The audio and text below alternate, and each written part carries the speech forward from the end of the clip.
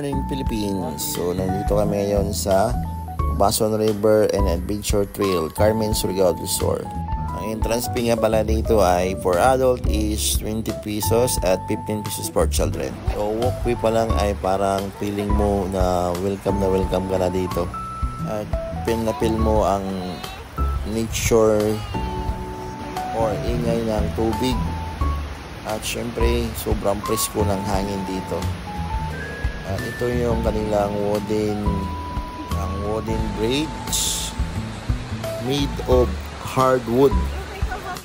At meron din sila ditong wooden art design gamit yung bamboo nila, yung siguro giant bamboo ito for additional attraction or design. At napansin ko rin na meron silang water dam, so design for dam. So dito naman yung kanilang function hall, so made of bamboo pa rin na may supporting bars or rebars at semento para maging matibay. So kung titingnan natin sa itaas, meron silang mga mushroom type cottages at meron din silang umbrella cottages. So mula sa itaas ay talagang napakaganda at makikita mo talaga ang plano, yung design at yung landscape nila.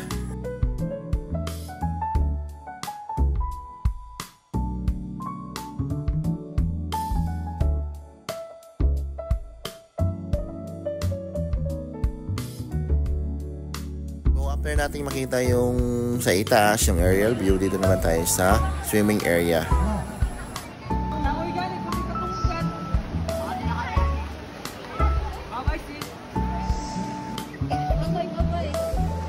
So dito rin yung another area for swimming at syempre meron din sila dito man-made water pools.